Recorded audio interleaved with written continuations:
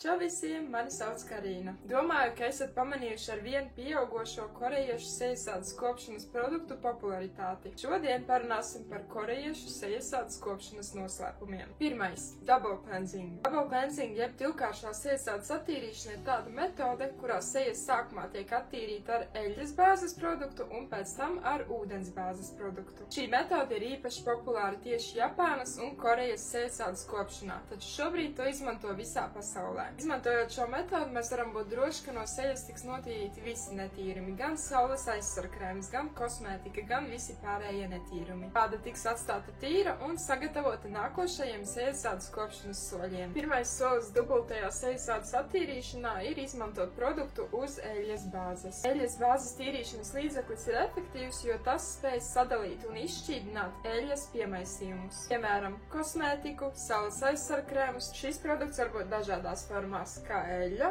balzams vai, piemēram, micelārais ūdens. Es izvēlos korejiešu zīmola Manjo attīrošo eļļu. Ļoti patīk šis produkts, tas iesūcās dziļi porās un efektīvi tās attīra. Šī būs vairāk piemērot tieši sausādas īpašniecēm, jo papildus šī eļļa arī intensīvi baro un mitrinādu. Kā arī šai sastāvā ir 99% dabīgu sastāvdaļu. Savukārt otrais solis ietver ūdens bāzes produktu izmantošanu. Tas var būt gan gēls, želeja, putas un attīra ādu no tā, kas ir palicis pēc eļļas bāzes produkta. Es izmantoju Garnier Pure Active mitrinošu sejasādes attīrīšanas līdzekli. Kā var redzēt, man viņš ļoti patīk, jo visas uzlīmītes jau ir nonākušas nost. Ja nezini, vai tavs produkts ir uz eļļas vai uz ūdens bāzes, tad to ir ļoti vienkārši pārbaudīt.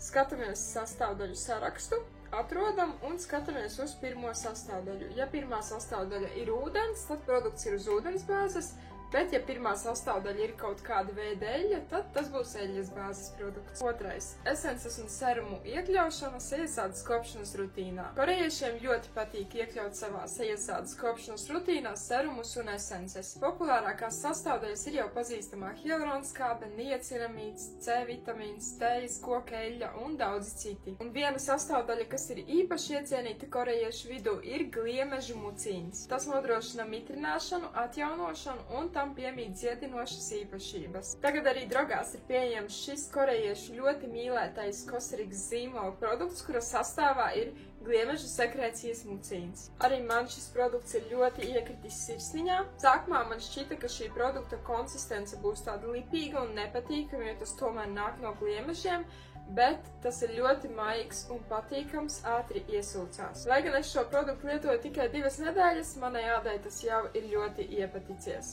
Trešais – SPF jeb saules aizsarkrēma izmantošana. Korejā īpaši augstu vērtē SPF izmantošanu. To var uzskatīt par vienu no galvenajiem ādas veselības saglabāšanas noslēpumiem. SPF nodrošina aizsardzību pret UV starojumu, kas ir viens no galvenajiem ādas novecošanās faktoriem. UV starojums var izraisīt smalkās līnijas, grumbiņas, hiperpigmentāciju un pat ādas vēzi. Svarīgi pievērst uzmanību, lai produkts pasargā gan no UVA, gan no UVB starojuma. Korejietis ļoti koncentrējās uz to, lai āda tiktu saglabāta jauneklīga, tvirta un veselīga pēc iespējas ilgāk, un regulāra SPF lietošana palīdz to sasniegt. Es šobrīd izmantoju Garnier saules aizsarkrēmu, kas pasargā mūs gan no UVB, gan no UVA saules stariem, un tam ir SPF 50. Šim produktam ir 2 versijas – caurspīdīga un glow. Es izvēlos tieši glow versiju, jo tā sejai piedod tādu mirdzumu, seja izskatās veselīga un starp citu ļoti labi sastrādājas arī ar kosmētiku. Ceturtais – sejas maskas. Arī slokšņu sejas maskas nāk tieši no Korejas. Tās ir vienkārši lietojamas un sniedz tūlītēju acīm redzamu efektu. Sejas maskām ir dažādas formulas un tās ir piemērotas dažādām sejasādes problēmām. Piemēram, mitrinoša, nomierinoša, izgaismojoša. Starp citu, vai zināja, ka sejas maska ir jālieto pēc sejasādes attīrīšanas un tonizēšanas? Un vēl viens life hack no manis ir šīs sejas maskas uzglabāt leduskapī, sevišķi vasarā.